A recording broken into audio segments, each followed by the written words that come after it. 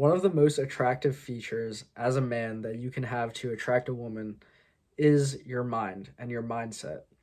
And I know this is going to sound like a really politically correct kind of answer and be like, "Oh, just be yourself and then you'll attract all the girls that you want." But that's not really what I'm trying to get at with this video, and that's not the message that I'm trying to send. Just hear me out. Most people in this world have defeatist mindsets and they don't have a positive outlook on life. So if you have an optimistic mindset, you have a growth mindset where you can look at things in life and you have ambitions, you have dreams for the future. Not many people have these, believe it or not. I would hope that most people do have certain goals in their lives, but they don't have things that they actually believe they can achieve. Like their goals are like, "Oh, I want to travel the world one day." But they know in all reality that they're not going to do anything to try to make that happen. But if you're a man with some sort of purpose, you have ambitions in your life. And I think that's one of the most important things that women look for in a guy. There is this quote that I heard through the red pill when I was going through that whole phase that was like, girls chase guys that chase dreams. I personally believe that to be true because people in general, not just women, are just attracted to this sort of energy that you have ambitions in your life. That is something that's pretty rare, I think, in today's generation where most people are depressed or anxiety ridden and don't actually know what they want out of life. So if you're an outlier to that and you have a mindset where you know what you want, you know that you'll get that, you'll achieve that goal no matter what, and you won't stop at anything to get it, that is what makes your mind attractive to others. And I've seen this in aspects outside of even just with women and in relation to the male and female interaction. This goes past that into even job searching.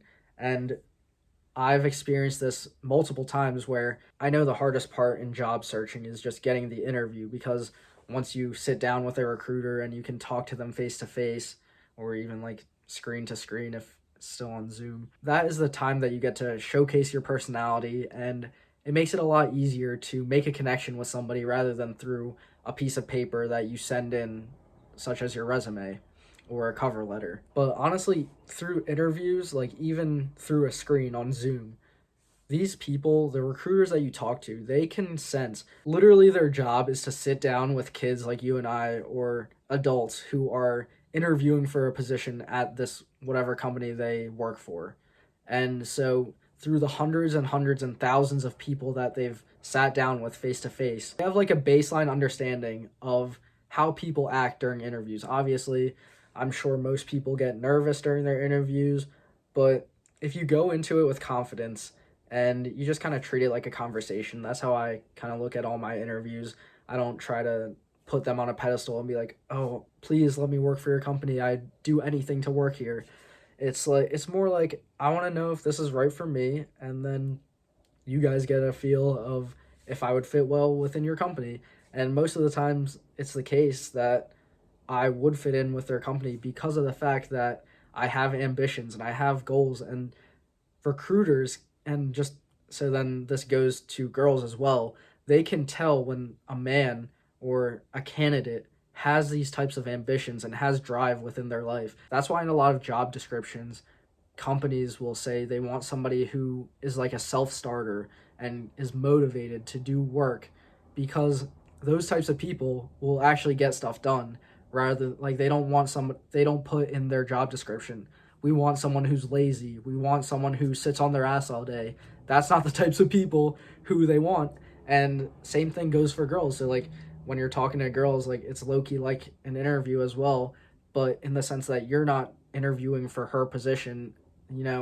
It's like I said before, like a conversation where you want to know if she's right for you, and then she gets to feel out if you're right for her as well. And most of the times girls can tell when a guy has ambitions and he has desires that he wants to get out of life that are more certain than I want to travel the world, because okay, everybody wants to travel the world. We all only live on here once, so why not try to see all of it, It's more of an optimistic mindset that you'll get things done and that you deserve to have these things in your life because of the work you put in. I guess if we look back at how we interacted with girls in like middle school or like high school or whatever. Girls would go after like confident guys, confident and like I guess like cocky in some sense, where they're like they know they have something to look forward to in their future. That's why they're attracted to like kids who played sports, because you would think that they have something going for them in terms of whatever sport they're playing, you know? And going back to how like initial stages of dating is similar to an interview process.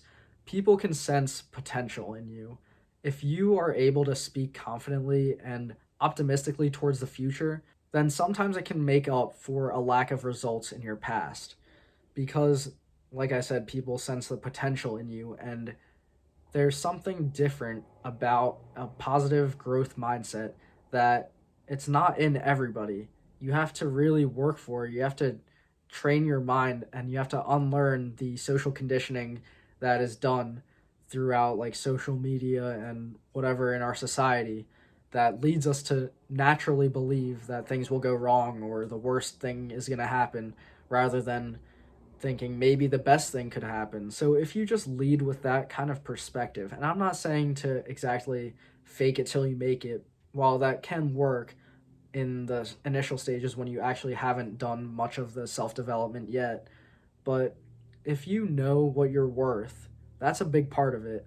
Is knowing what you're worth, knowing what you deserve in the future, and that good things will come to you in the future if you put in the work, and you know that you'll put in the work to reach your goals. That is what is attractive to girls and even companies that you're interviewing for. So just recognize that your mind is one of the things that makes you most attractive outside of whatever physical traits you might have, like whatever your body or face might look like. Your mind is definitely up there in rankings of what people in general look for in relationships, not just romantic relationships, but even friendships and whatnot. Like, nobody wants to be around somebody that is always a downer and always looking at the bad sides. People want to be around other people who have ambitions and drive for their future. Thanks for watching. I'll see you next time.